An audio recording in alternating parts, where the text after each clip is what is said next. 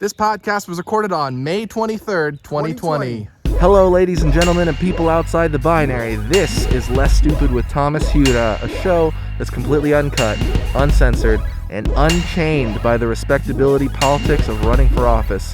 What a fun time it's been running for mayor of Eugene in my beautiful hometown that I love, that you can see we are here at right now. This is recorded at Cham-o-tee, which is the Kalapuya indigenous name for Spencer Butte, the most beautiful peak in all of Eugene. And I'm here with a good friend of mine, Tyger Gruber, who you may have seen on episode 158 before. How you feeling, Tyger? Couldn't be better. Really? Yeah, Wow. I'm feeling good today.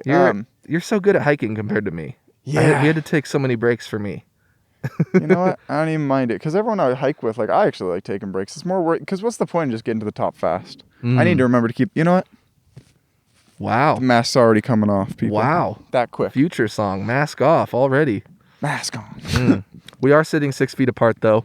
Lane County's in phase 1 of reopening right now. I think our state government has done a relatively great job, especially when you think about the cases that we have. It's pretty low compared to a lot of places, but also just being really conscientious and making sure that the rollout of reopening follows medical and scientific guidelines for success. Yeah, 100%. No. Yeah. I mean, there's what, 0 to 1 new cases a day? We're good. It's pretty good. I'm still being careful, but Yeah. at some point you got to stop caring. I think a lot of the... No, This not is such stop classic caring, but maybe Tiger. not let it just control your life. Well, yeah. I mean, I think that a lot of where it starts to hit home for me is when I see people who tend to have grandparents or sometimes parents who have died.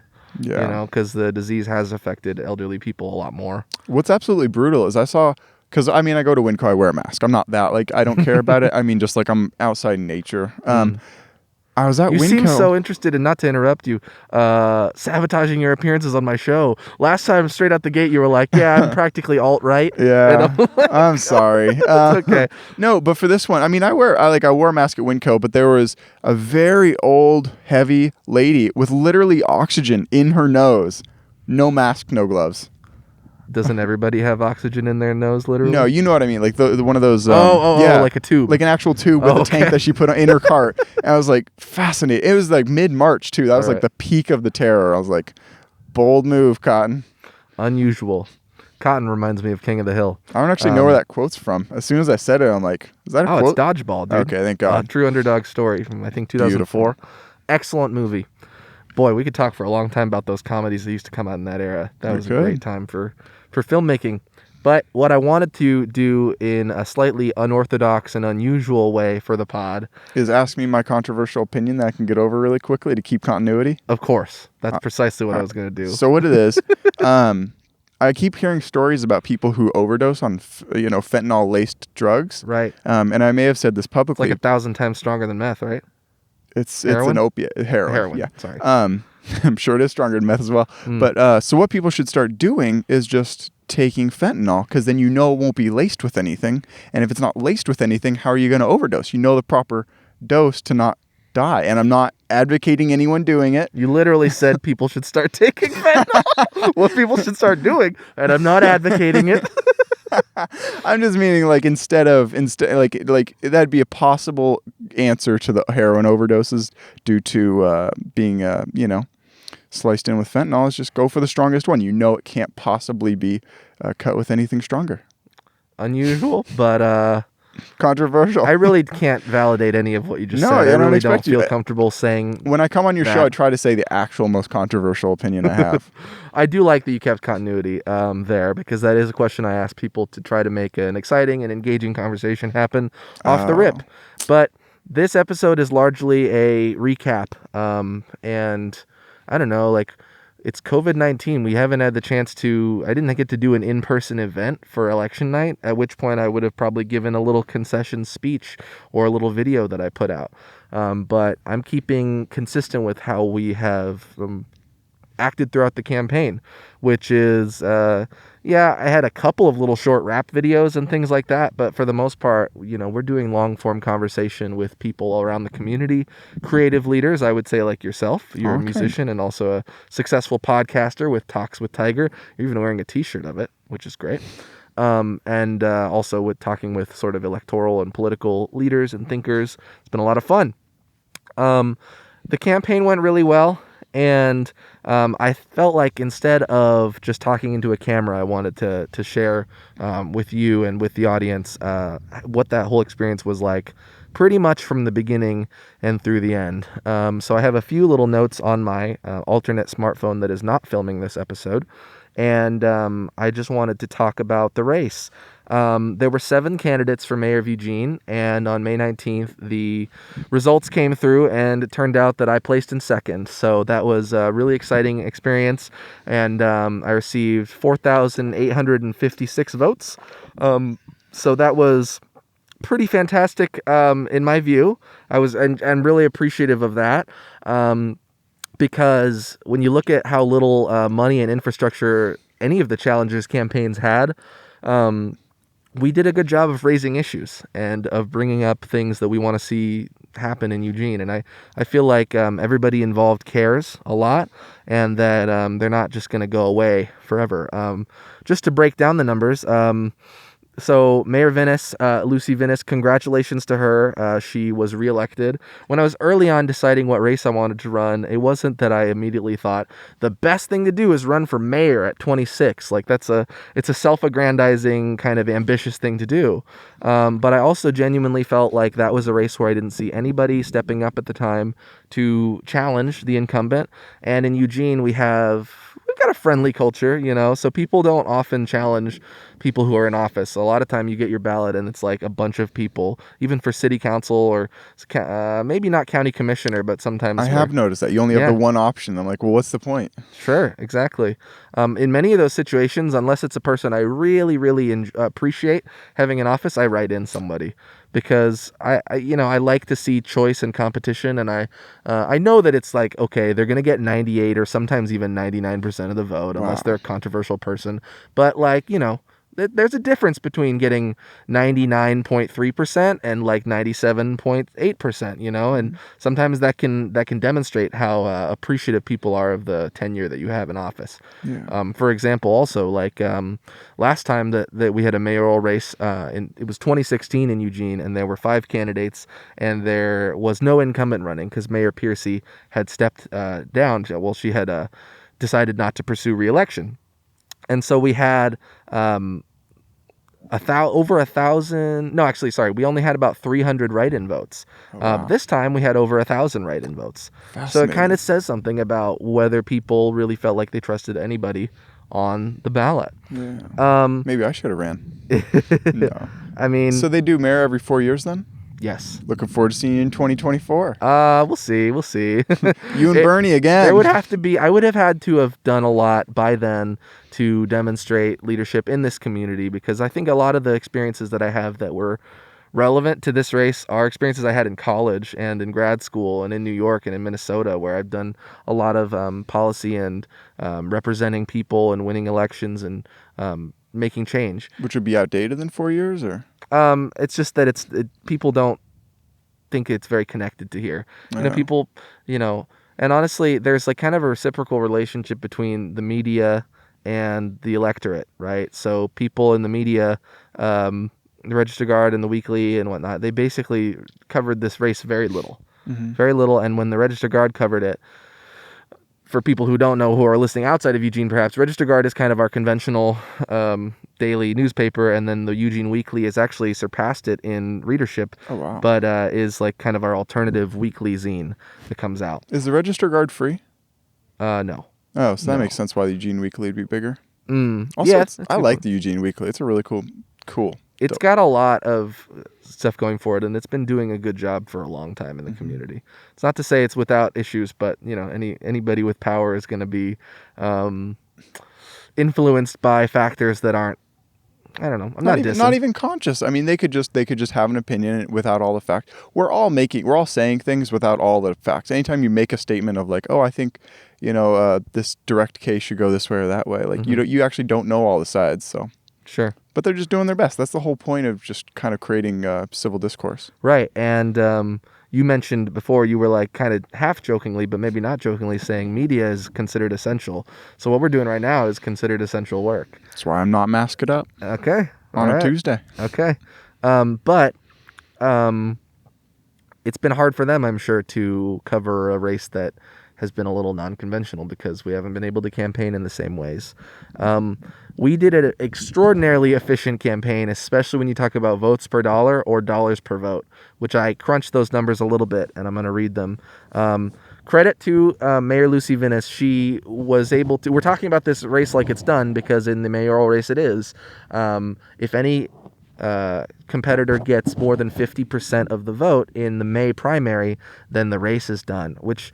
As mayor, I basically said that I would have changed that. I would have made it, even though it would have protected me as someone seeking re-election in the future, I think it's less democratic to have a race be able to be decided in May, because that's not when the presidential election is happening, and we don't have a very, very big turnout. That'd be nuts if Trump got 50% of votes. There wouldn't even be a primary, right? Or a main race, right? Absolutely. Well, I mean, he got 99% of the votes for Republican primaries in states all over the country. So I agree with you. So comparatively, we spent about $250 outside of the state voter pamphlet, which doesn't get factored into campaign finance. So if you spend less than $750 outside of that pamphlet, then you don't have to report your finances. So that's nice. I didn't have to have a treasurer because I wasn't fucking with money like that. Yeah. How many copies of that voter pamphlet are you keeping? Just for keepsake? I only have one. I have the city one and the state one. Get more. The PDFs will live on. PDFs will live on. A lot of the stuff I archive in my personal life is digitized anyway. Mine gets so cluttered. Can you guess how many dollars Mayor Vinis spent? $6,000. You're probably going to over-guess. Oh, $3,000. It's not quite... Sorry, what grand did you say? I said $6,000, and then I changed it to $3,000 when you said I'd overguess. Try 80. No way. Yeah, in the mayoral race, $80,000 to be reelected mayor, a position that doesn't have a lot of executive power. Doesn't it make $20,000 a year or something like 24. What? Yeah. I mean, think about... That's a great point, because it's more than 3 times what the salary is. Yeah, so it's pretty much what she makes the entire 4 years she's in there, minus $10,000, $5,000. That's absurd. So, I mean, if you think about democracy from that perspective, it's a little bit scary, I guess, to think that you have to fork up that much money to win a little local office like that. Yeah. And so she got, so I said I had 4,856 votes, which was 10.24% of the vote, which I was happy to be the only challenger who reached double digits. So that was exciting. And I spent, very little money, but all the other challengers didn't spend money either. Mayor Vinis, though, got 31,878 votes, which was 67% of the vote. It's like $2.50 per dollar. $2.50 per vote. Wow, that's a really good math. 240 or something crazy like that. How did you do? I just calculated that on my phone hours ago, and you just got it off the bat. She spent $2.51 per vote. Oh, nice. I should have stayed with that's absurd, because yours is way. I'm not even gonna do the math because I'm ready to let you know. She did $2.51 per vote. My dollars per vote was $0.05. Yeah, not counting the $600 pamphlet. Correct. Yeah. Correct. That's killer. Which doesn't alter it all that much, especially when you look at... So here, let me flip it. Votes per dollar. She got 0.4 votes per dollar, technically 0.398 votes per dollar. Mm-hmm. So not very many. And I got 19.4 votes per dollar. Killer. That's pretty cool. Where'd you spend your money? You printed out some flyers, but I never saw them up around town. Very small little business cards, home printed business cards that were kind of double length. And those I used to distribute to people when I saw them throughout the campaign, when we were allowed to do that, right? Yeah, after a show that you and I did, I saw you kind of pitch yourself to someone who remembered you when you came back right there at the store. We're building, man. We're crawling up the mountain, So hopefully, be able to continue to build relationships with people and sort of demonstrate to people that I really care a lot and that I have the skills needed to jump into some kind of elected office again, which I did a lot in student government. But the other costs were, for example, the website. So maintaining the website, the domain name, Hiura2020.org, as well as a few different hats that I bought when I thought that would be a big part of my campaign. Yeah. That was a little early on. Worked for Trump. Was that the logic? I mean, that's good logic, actually. People who saw the last episode with Zondi Zinke will know that I had one that was a red hat, and it was HATT, and it was Humanity and Tough Truths, rather than MAGA for MAGA, for Make America. Well, we don't even need to say the full title, because, I don't hate Trump supporters, but I certainly think that that's really problematic rhetoric when you're like, yeah, America needs to go back to when a lot of civil rights and social justice initiatives were not enacted. You and I probably have like slightly differing takes about a lot of social justice things, though, too. I couldn't agree with that view more, though. I don't think America's ever been better than it is today. How about bring America into the future? That's a way better. I mean, that's a horrible logo. BAITF. Baitf. Yeah. Leap America forward. Laugh. See, that's pretty good, though. Yeah. Laugh. So, I mean, and also just thinking about, of course, 4,800 votes is small in the scheme of, like, did I really think I was going to win the election? It would have been amazing to see the Mayor Vinis, to see nobody get 50% and to be able to push the race on, because in a 1v1 situation, who knows how many votes I would have been able to get. You don't know 4,000 people in Eugene. You have people who you've never met and campaigned for. That's literally another thing I wrote. How are you fucking knowing everything that I was thinking about saying in case there was a lull in chat? I signed into your Google Docs once. I never signed out. Perfect. I'm kidding. Perfect. Well, luckily for me, I don't type a lot of stuff on Google. I don't feel like letting Google into my life that much. And I think that there were a lot of disadvantages that our campaign experienced. I mean, obviously that's the case, but there are some things that people might not have considered too much too. One of them being I'm pretty deeply rooted in Eugene. I was the only candidate who grew up in Eugene, but growing up in the River Road community for my whole life of living in Eugene, a lot of that's unincorporated Lane County. Yep. It's not within city of Eugene limits. You're not downtown Eugene, No. Whitaker, Hoodlum. No. But you also weren't born here. You're like Leslie Knope in that way, aren't you? I mean, Leslie Knope was also not born in Eugene, yeah. No, she wasn't born in Pawnee. Yeah, that was a really big like episode plot one time. Oh, really? Yeah, where she was running and she's like, you weren't even born here. You were born slightly somewhere else. That's funny. She's funny. I would love to get more into that show. I watched it was back born to in back 3 Hamamatsu, times. Japan, and I moved here when I was almost 2 years old. You moved here. Yeah, dude. You on your own, swam. little 2-year-old's like, I'm gonna go move. And so that was something where a lot of people would come to me and be like, they send me messages like, you weren't on my ballot, or I really wish I could vote for you, but I live in River Road, which is mostly not in Eugene. So people in the Whitaker couldn't vote for you. Actually, the Whitaker is basically entirely incorporated, which is all actually the same ward, Ward 7, represented by Claire Syrett. So people were... The Whitaker is not River Road. I thought you meant only people in unincorporated, like River Road, could vote for you. No, those are people who couldn't. Yeah, because I thought you lived in unincorporated. Only other unincorporateds could vote for you. I got it No, mixed up. I have an address that's in Ward 1, actually. Oh, nice. Yeah. Tim's place. Tim. I mean, okay, let's get to the other races, because I think we're probably like limiting our audience if we only talk about like this kid who like ran this like somewhat narcissistic campaign for mayor, and who I backed from day one. Yeah. You came on my show and you kind of started. I'm like, yes, do it. I love it. I mean, that at that point I was hustling for every vote I could get. But so Ward 1, 2, 7, and 8, we're all up for election this time around. And out of those 4 races, Ward 1 is the only one that's still undecided. The other ones all had a definitive winner, with somebody getting more than 50% of the vote. Oh, wow. With Ward 1, we had, I'll say in the order of how many votes they got. Emily Semple got the most. She's the incumbent. She's the only slug queen who's ever been on city council. She's a pretty cool person. It's a slug queen. It's really hard to explain. Hate salt? I don't fucking know. Okay. But it's like a very goofy, silly conglomeration of mostly older aged women in Eugene who they do like this slug queen pageant, I think. So it's a lot of fun, and they dress silly, and it's an acronym for something. But so then Eliza Kashinsky, a political newcomer, ran a very successful campaign, coming in second place. Tim Morris came in third with a little over 15% of the vote.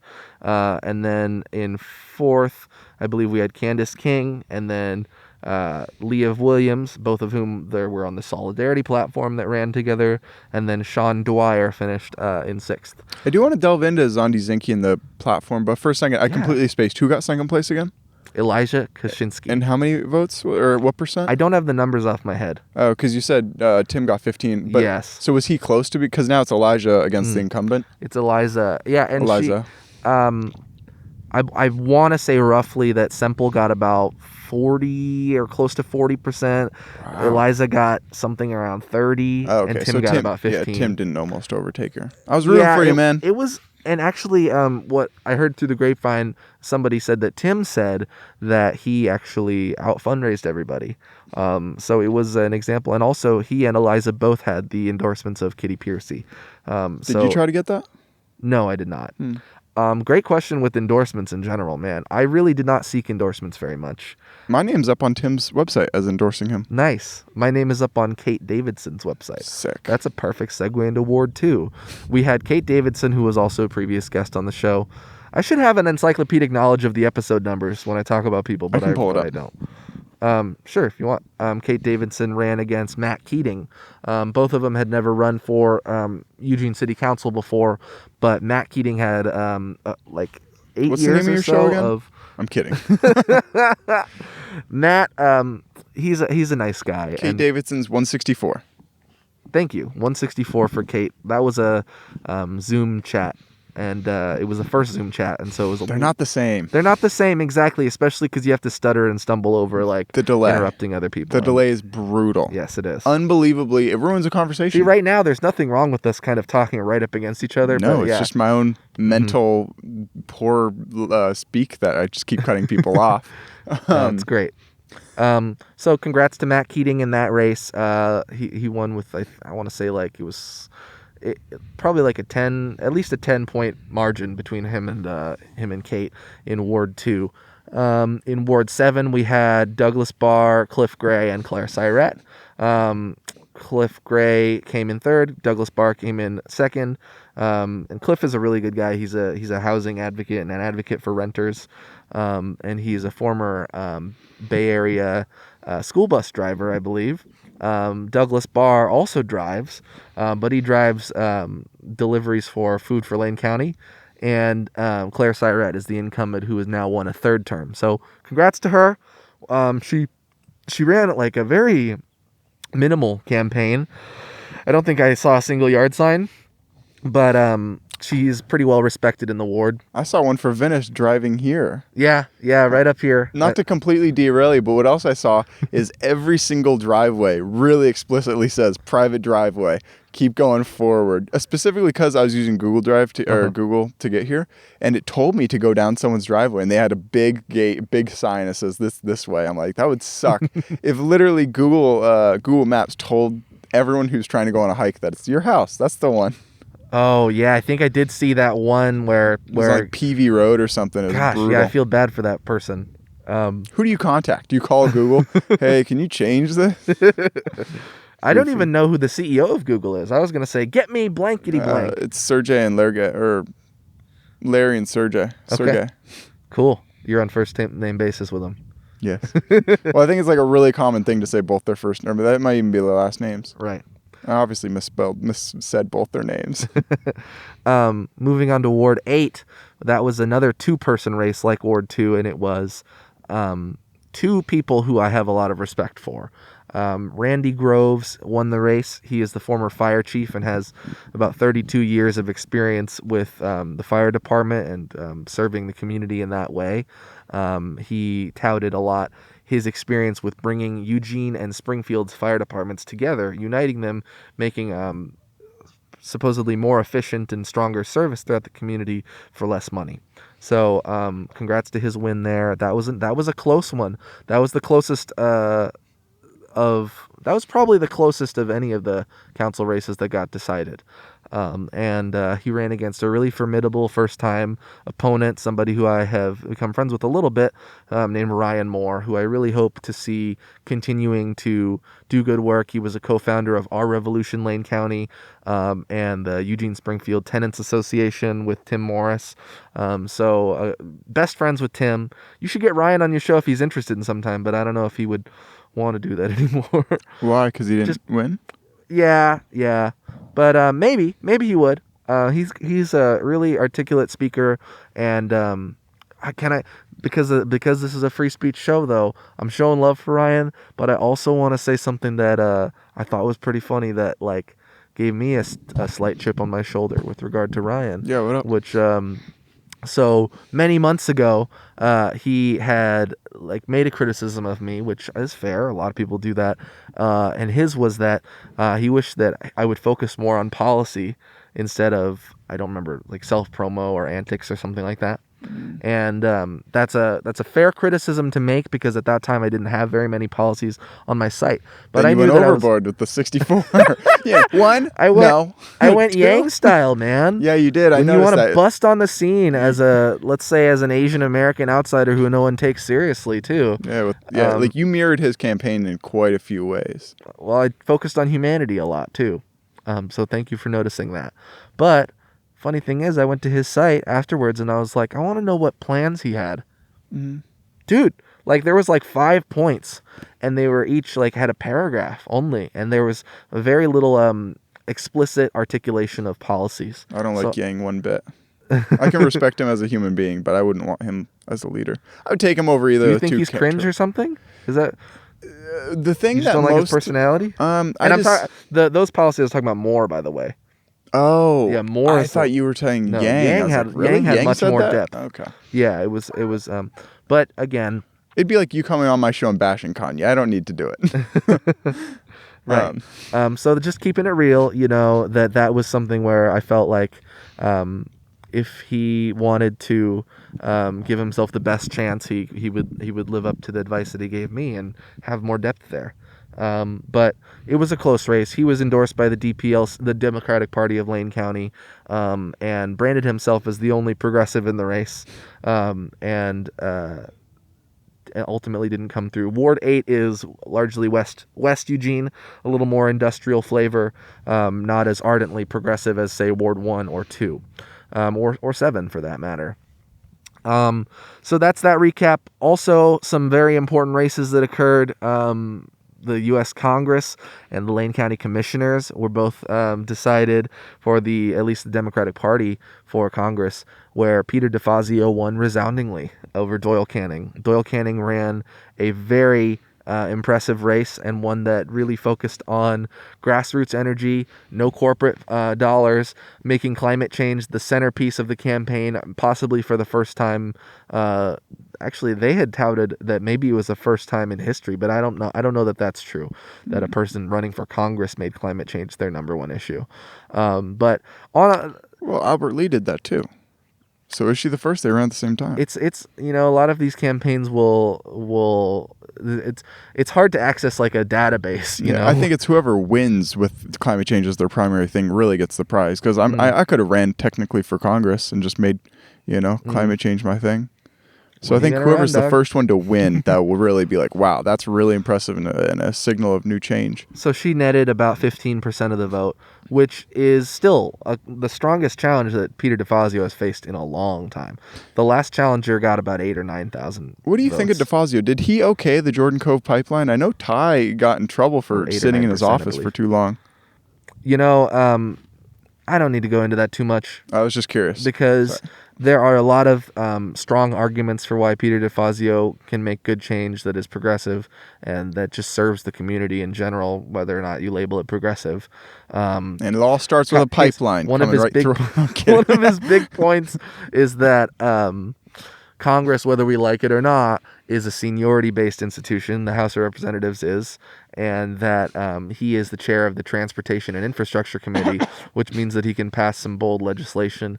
And Southern Oregon is certainly in need of stronger transportation infrastructure. I need us to have a high-speed rail. Come on, dog. Can you imagine getting to Portland in like 45, 50 minutes? Killer. I don't know if you caught Albert Lee's. He said he just wants to get rid of all cars. I know. He took it one That's step funny. further. That's funny because I actually brought that up on my episode with Doyle. I was like, I'm sitting in an electric car. I'm doing my best. I love my car, you know? Yeah. I also feel that as someone who believes they are on the autism spectrum, like just my own personal sanctuary, being able to be away from anybody else is special to me. But gosh, there are so many fundamental needs that everybody needs to have. Everybody's housing needs to be met. People need to be able to have their sanctuary in that way. And it is true that it is a far less efficient thing to have everybody in their cars. What I would say to push back against Lee, though, is that his example was New York City. We need to be more like New York City. There are not a lot of places in Oregon that can feasibly be like New York City. No. Nope. I know that he was running to represent Portland in the smallest district in Oregon, but yeah. Him and Mark Gamba, all three, Canning, Gamba, and Lee all ran for Congress, and Gamba had the closest result, but Lee had a very similar turnout to Canning, which was roughly 15% of the vote. Because it seemed like he had a killer following online. Like, he had the largest following that I'd seen in terms of Twitter and Facebook. Twitter was working out well for him, it seemed. Yeah, I agree. Twitter's an enigma.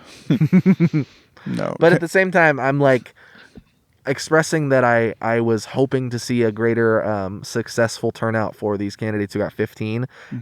So kind of like throwing shade at them unintentionally, but also for myself, I only got 10. So you got, how much was it? 4,869? 4,856, I believe, as the final tally. But we have to recognize I ran in a field of 7, and those people ran in fields of 2 or 3. Yeah. So I believe that if I ran in a field of 3 or 4, I probably would have netted 20%, maybe. Look at all those more than that. Beautiful big birds just flying around just for a split second. Can we talk about how great this shot is? I love it. We're in 4K definition right now. If you're listening to audio only, you don't even know what you're missing. Y'all don't is even missing know. Out. I think I had more things I wanted to say. Really about, quick, can I get something off my chest that's been kind of weighing on me heavy for about a week now? Of course. I live so far out of town that I couldn't vote for anyone that I had on my show. Really? I don't live in Eugene. Yeah. It was killer. I couldn't vote for you. So I couldn't vote for Tim. You had Lee. You had me. You were probably my main one. I feel like I had one more, but I can't remember them off the top of my head. You should have re-registered at your downtown address. But that's life. You know, it would have made a small difference, but not much of a difference. And so I mentioned that we spent $250,000. That is, hopefully people can recognize that means that we had no mailers, we had no flyers. You said $250,000. You spent $250,000. You did not spend $250,000. Thank you for catching me on that. $250,000. Been a long day. No yard signs, no digital ads, just social media posts that are totally organic reach. And I didn't even I feel like on Facebook, I didn't bother people that much. I only posted my new podcasts. On Instagram, I went kind of ham, and I made a second gram where I ran a Humanity EUG news platform, and I, for a solid while there, I commented on news every single day and put issues out, both nationally, globally, statewide, federal, and countywide. So, I like following it. And I just stopped watching all Instagram stories after a while. But here's the thing. I can understand that. The best ad online, just for people, don't ever spend money on Twitter ads. Facebook and Instagram ads are pretty shitty. Spotify ads. You told me that before. Unbelievable. I mean, seriously, you'll reach 100 people for 5 cents. Okay. And your ad plays. And okay. I'm one of those people who didn't have Spotify Premium until I found a school email I could use for it. So. Yeah. I just stopped paying for Spotify Premium, but it was pretty cool while I had it. Yeah. Yeah. I was a really late mover away from the iPod. Like, I have a friend who's like really still ardent about CDs and basically only listen to music on CDs in his van. I have an iPod Touch, like the little tiny square one with the touch screen though. Oh, I think you might be thinking of the Nano. Yeah. No, the Nano doesn't have a screen. Nanos. Maybe. However, the one with the screen that's really small, and I've used it for thousands of hours. Nano has a screen. Shuffle doesn't have a screen. Oh, then yeah, I got the Nano. Nano, baby, just like my. Hell yeah. But wow, I mean, the podcast revolution. I loved listening to podcasts by putting them on an MP3 player as a kid, and that felt cool. It's like, oh, a podcast came out today. I sync with my iTunes. I already have it today. Now it's like instantaneous. Not like a kid isn't like young. Middle but you school, mean, okay. 6th grade, 7th grade. Interesting. Mugglecast was my favorite podcast. I got into podcasts Harry probably Potter shit. 13 months ago. If anybody who is a fan of this show would like to hear a Harry Potter podcast, then let me know, because obviously I have a lot of ideas and I need to be pushed and to know that there's a worthwhile reason to do it in order to prioritize it against other ideas. But I would love to do a Harry Potter podcast. Mm-hmm. I adore that series. Oh yeah, it's the best. As a small, can I plug mine? Yeah. Check out my show Talks with Tyger. And also I'm starting to make EDM music. It'll come out on my Spotify as Tyger and just all podcast platforms. Look up Talks with Tyger episode with Rick Dancer, Tommy Hiura, my buddy, and then also Dr. Nick Allen. Dr. Nick Allen's is the best. If you only listen to one, listen to like episode 73, 74, 75, or 76. Lots of love, everyone. Thank you for letting me plug it. Of course. Thank you for giving me a chance to look at my notes again. I wanted to say a few of the impacts that COVID-19 had on the race. These candidate forums that would have been the only thing like a debate, which is what we really need. Like, I jumped into the race thinking nobody's challenging Mayor Lucy Vinis to have a stronger sense of urgency, to be more truthful, to have values that get enacted in policy that are really progressive, less tax breaks for the biggest developers, etc. And that would have been a really powerful space to do it, is the debates. I really like debate. I did it a lot in high school. You're so unconfident. I can be a little deferential and a little bit sweet and stuff. But I mean, if you've seen me talk at the city council meetings, it is no holds barred aggression. Because there's a place for that. There really is. And if you're not just like being, an ass, frivolously upset or an ass about things that don't deserve it, then those are the worst. I don't like being around those people. They just find things to complain about. I'm like, you gotta just stop, just enjoy what there is. Tend to the part of the garden you can touch. It's been really interesting to see how I was received in the race, because some people thought I was a loony, zany musician who's not serious. Some people thought that I was too aggressive and too critical and harsh. But for the most part, people felt that I genuinely had a positivity and a warmth that was less negative and was more about bringing people together. And that's hopefully what came across. No, I really responded and liked you because of your humanity. But I've got to admit, obviously not to the extent where I wouldn't vote for you. You were my number one pick. But the fact that you were doing things like rap videos was off-putting to me. Okay. As a voter, because I was like, well, is he going to be doing that in office, or that's time he could be doing this and this? And I understand you still have a life, and you still, I don't know why. Man. Unapologetically into hip-hop as a means of social change, education, and disseminating knowledge. So I can totally understand that I didn't execute those very well in a lot of ways, and they were kind of rushed in some way. I mean, 16 and 16 on 16 was a series where I just wrote a 16-bar verse in 16 minutes because my friend Just Wolf had inspired me to do it. Ultimately the feature-length video that I put out was affected by the fact that I didn't get to film in the locations that I wanted, and it didn't have as much music as I wanted. I talked about it in the pamphlet as I'm talking about mistakes I made too. It was an unfortunate circumstance, but it was also my failing too. I was totally messing with you. Making actual films are so incredibly difficult to find places to get people, to feed people, so difficult. That is the hardest endeavor I've ever attempted, is actually making films, short films of any kind.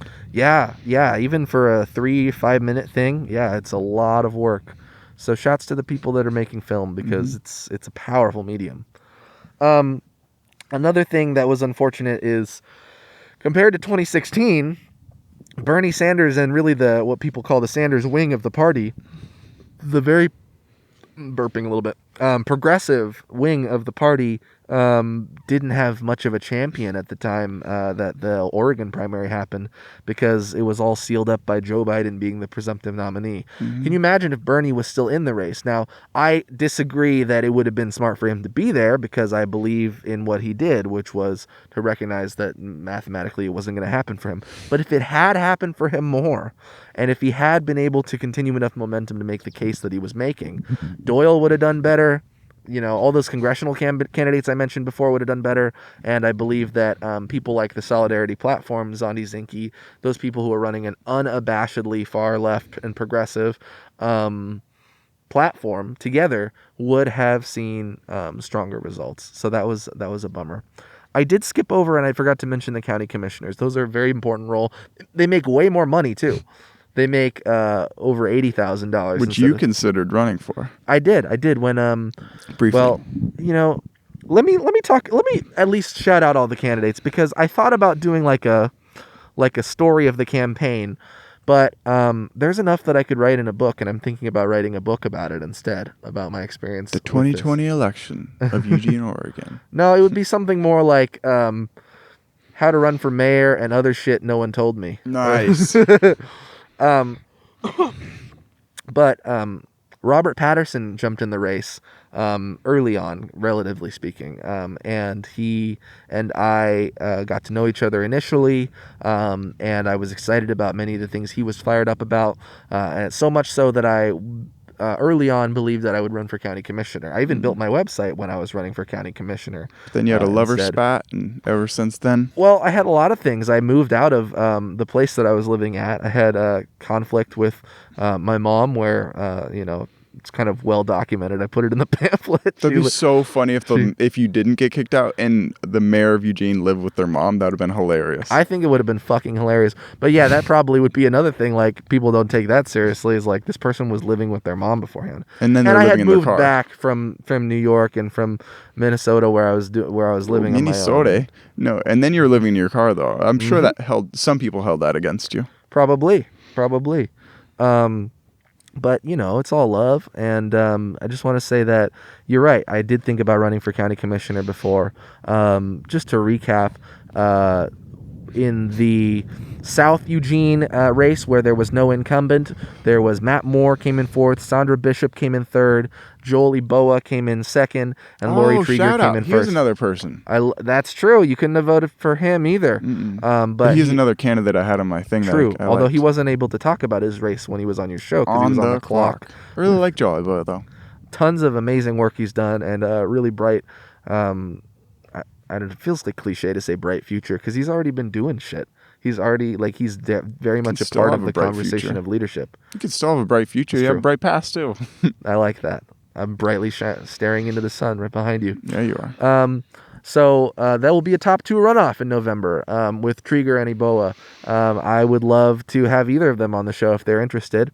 And the North Eugene commissioner seat, there are 5 commissioner seats in Lane County. The North Eugene one was won by Pat Farr, the incumbent, who's the longtime incumbent, has a lot of experience in government, is seen by many as somebody who is more conservative, but who tends to compromise a lot, and who has a lot of credibility and appreciation from people all across the political spectrum. Some people probably have criticisms of him, but he's also been somebody who I've known, and who I believe brings a lot to the table.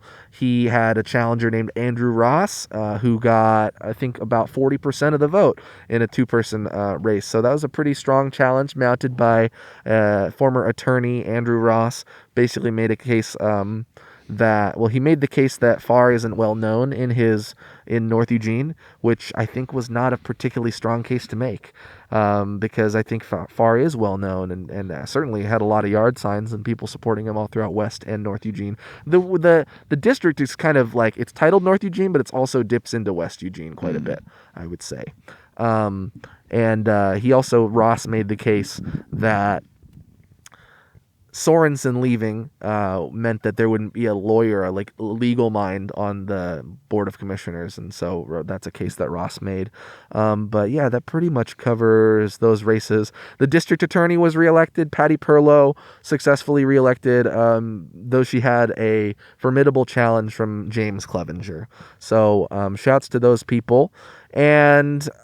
But I wanted to name drop everybody in this mayoral race, which is ostensibly what this is about. Crazy. Right? You remembered everyone's name. I mean, you did read them off the teleprompter right behind your phone. But it would have been crazy if you had. No, I'm kidding. That's nuts. What an amazing teleprompter that is a Bush. What if it was like George Bush just holding up a sign like, hey, you going to say my name? George Bush Sr., literally like a 200-year-old man. The funny thing is, I just did a small George Bush impression, but it sounded more like Bill Clinton. Hey, can I walk you home? Hey, can I walk you home? Big difference. Arkansas and Texas are very different. They're unbelievably different. So, Robert jumped into the race as the first person who I knew was definitely going to jump in. Early on, it seemed that someone named Mandy Chappell, who I had on the show, was going to run, and she was going to be basically the most conservative candidate. There was also somebody, Jason Mead, who works in the city's risk management department, who was thinking about running as well. Neither of them ultimately did, and I got the endorsement of Mandy, so that was nice. Stefan Streck was going to be in the race. He's a conservative. He's run for a lot of shit before, and never had too much traction electorally. But those didn't end up happening, and instead we had the Solidarity Platform, 3 candidates of the mayoral race, 5 candidates overall, and that was Zondi Zinke, Stacey Westover, and Ben Ricker. And so I got to know all those people. Westover a little less than the others, but it was a real pleasure to run alongside those people because they're fierce. Is Zondi going to keep the Solidarity Platform going? That is something that she is very excited about doing. And yeah, it was mostly, she is the kind of, I don't know if she would even accept this praise, but she was kind of the focal centerpiece of that movement. But everybody in that movement was involved. And I look forward to seeing what they do in the future. Absolutely. But I can't count out Matthew Yook as well. I've talked about Robert Patterson, who got over 1,500 votes, and Matthew Yook, I think, got about 1,200. And that is a guy who I love and who I've become good friends with.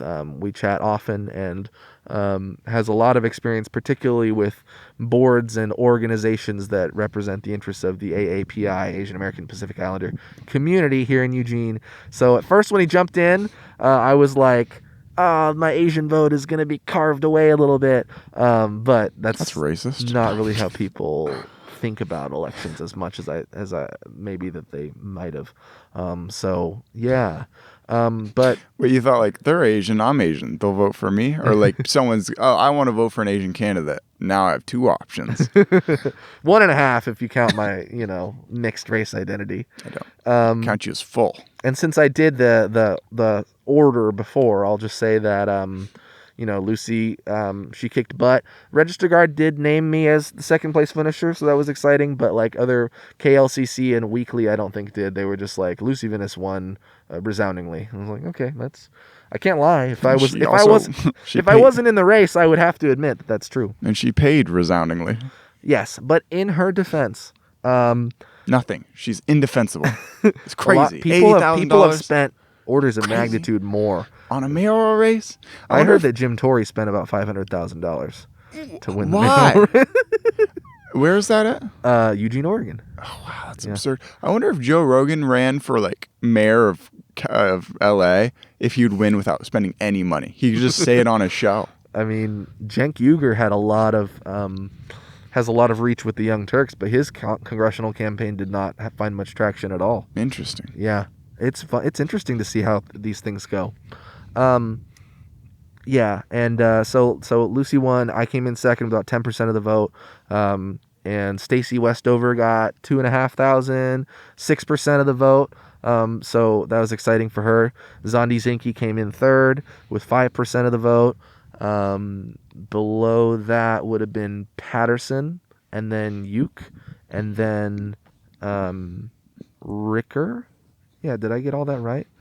I really hope I didn't leave anyone out. That would be very embarrassing. I'm going to run for office at some point in life. I'm only 22, so I'm probably going to run when I'm 32. Give myself 10 years. Perfect. Why not? Straight for president. You got to be 35. So I'm going to run in 32. I'm running for president. I just part of the way that I approached this, Tyger, truly is that I wanted to run based on my values. And you talk about hip hop and I don't have and all values. that. Shit. All I was saying is I didn't spend money because I don't believe money should be such a determining factor in campaigns. I believe that elections should be publicly funded, or at least much more so. We should gradually move towards the public funding of elections. Think about the responsibilities that government has.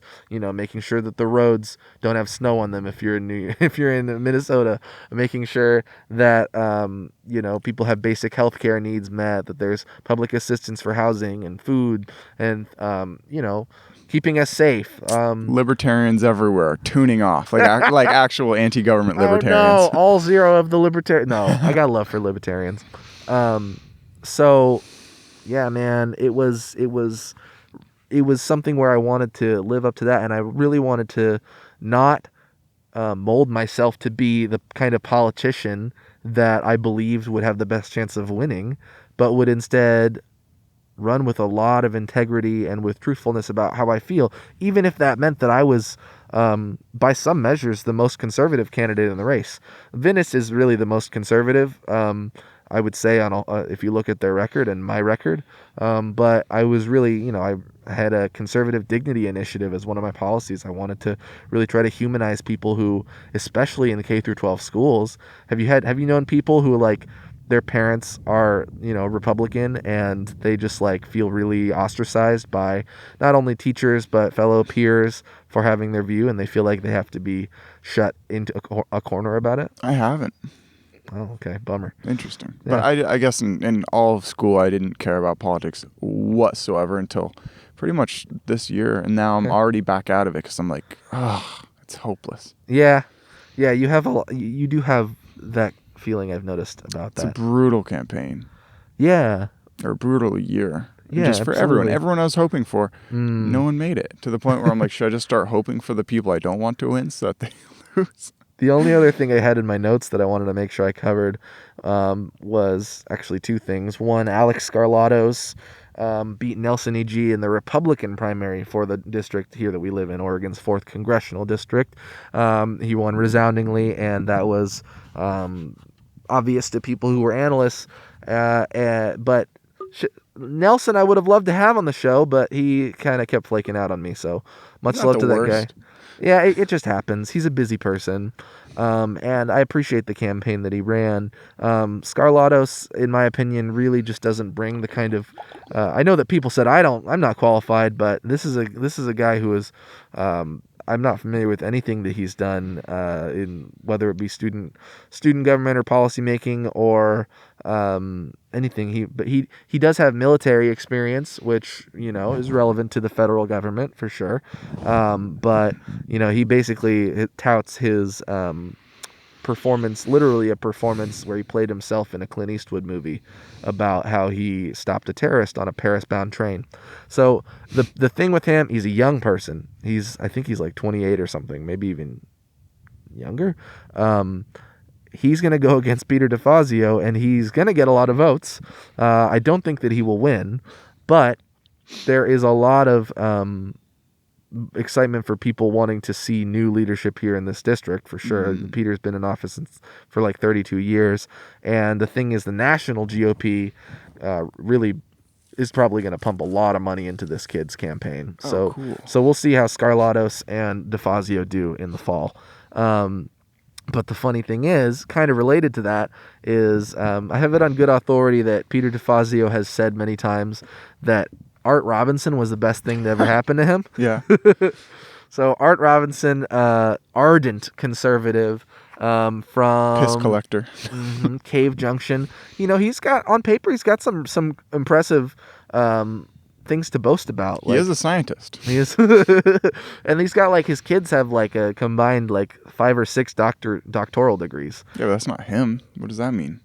don't you think that being a parent is like a challenging thing to do? And when you raise a kid, you get to have some level of pride in what your kids have Yeah, accomplished. but that doesn't make you any smarter of a human being to have kids who got PhDs. You don't think that makes you any smarter of a human being? How many shithole parents end up having kids that resent their parents and go off and do great things just to resent their parents? I think that if that was the case, then he might have 1 or 2 kids who are PhD. But I think that it speaks to successful parenting Yes. when your kids have that many academic accolades. But that's a very ivory tower way of looking at things anyway. He is still the same guy who has asked people to send him urine samples, which doesn't help his credibility all that much. I would say you're a wealthy But parent. the reason I bring him up is because 5 times in a row he lost to DeFazio, but was the Oregon Republican. The Republican Party in Oregon likes him, and he did a successful job there getting that nomination. But he actually pulled out of this, what would have been the 6th time, in March, and has expressed that he wants to run for Congress again in the future, but instead he saw there was an opportunity to run for the state Senate in, I believe, Oregon's 2nd Senate district. You can't run for 2 things at once. No.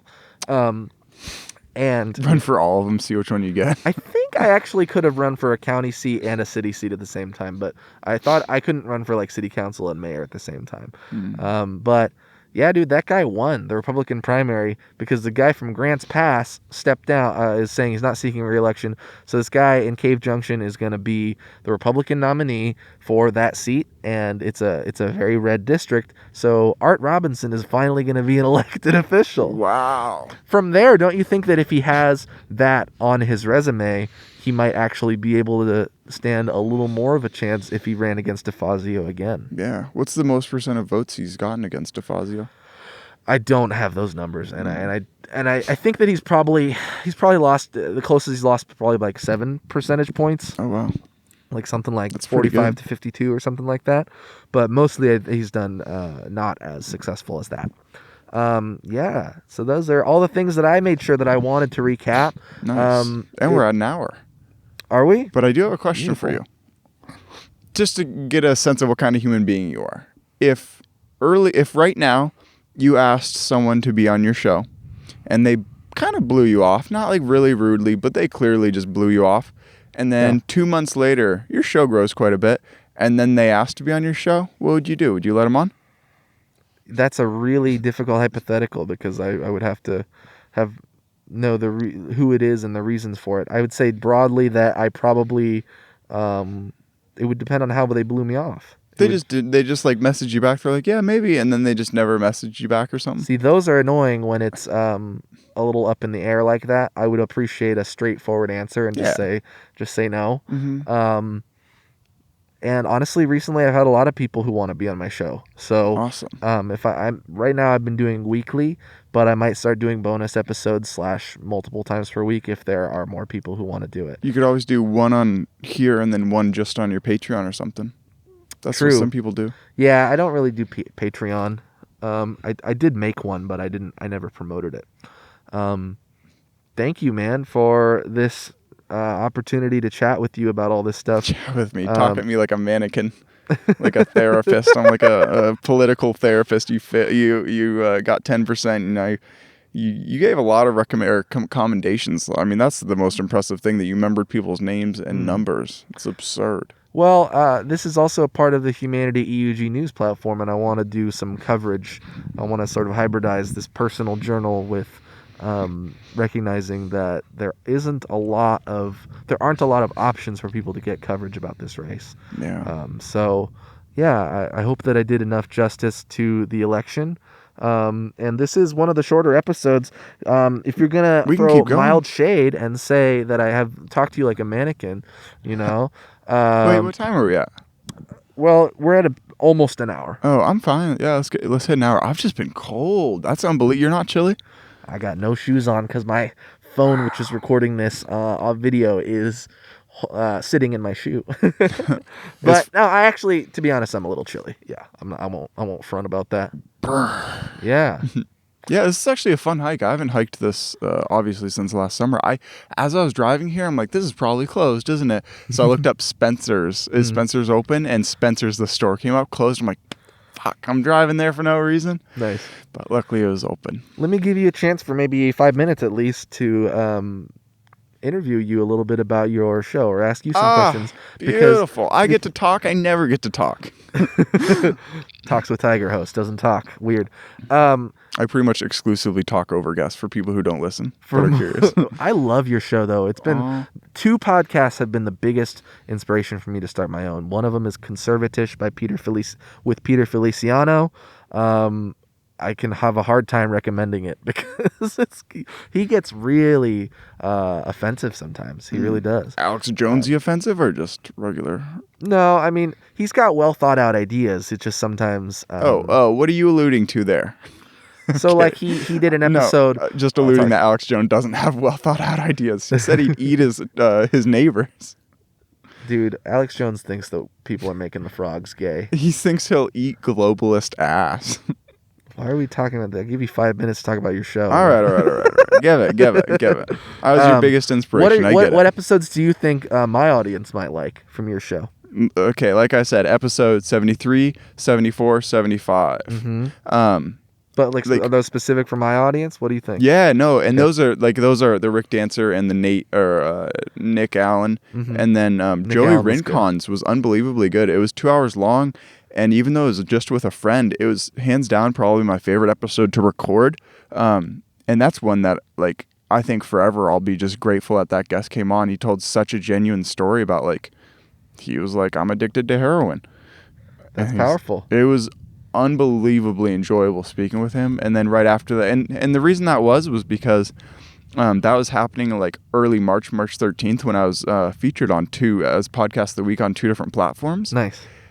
Kind of is right when coronavirus hit. Okay. And I just felt like it did kind of stunt the opportunity a little bit. But I think we're always looking for excuses why I didn't go over and above. But I think as a general thing, it did pretty well. I'm very happy. But so I saved and put out my best episodes then. It's like right around the early 70s. Right on. Or always your first appearances on my show were some pretty transformational shifts in my show's structure, especially episode 9. The first time you came on was one of like the 3 largest changes that I made to the show, just so you know. Speak more about that. It changed more from a interview to a conversation. Cool. Cool. Because before that, people like I love Maya Rabasa, a good friend of mine, has basically said I've interviewed the other candidates in the race, and that's somewhat true, but I do not like to think about it like that. Mm-mm. You know, it's a podcast and it's a conversation. Yeah, and then you invite people, and then they're on the spot where they're like, "Oh, am I even worth it being interviewed?" And it's like, I don't want people to think that. It's just a conversation. It's gonna be light, you know. Then if anyone wants to come on my show and just talk for an hour and kick it and have a bunch of people listen to you, especially if you live in Eugene, I will not do Zoom. I've done 2 because they're from pretty successful people in San Francisco. I was like, I'd like to kind of actually go down there and visit them. Okay. Those were the only exceptions I'm making. It's like actually like successful people away from Eugene. Someone in Eugene's like, can we do it Zoom? I'm like, you live here. Are you kidding me?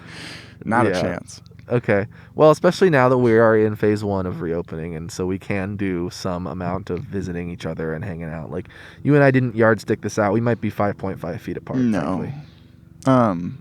Yeah, my big 2,000 people orgies have been locked down, which has been by far my least favorite part of this whole. It's affecting me so much. Isn't this funny how I've been like promoting this as like, oh, this is my little recap. It's a news show about the election, and then my guest is like referring to multiple thousands of people having group sex. Well, no, I had someone on my, because I didn't know those actually existed. I had someone on my show who said he was a vendor at very, very, very large orgies like that. Okay. I was like, are you serious? A vendor? No, he said it was out of like tubes, like tires and stuff. He'd make everything from like wallets to whips. Flavored condoms here, $5, cherry, root beer, Seriously, vanilla. no, it was like, that's unbelievable. I'm like, are you stuck behind the booth? He's like, no, you can go join in, and then you're back behind the booth. I'm like, I bet you can overcharge too, because some of the products is like, there's a sense of urgency. I need a whip now or a flog.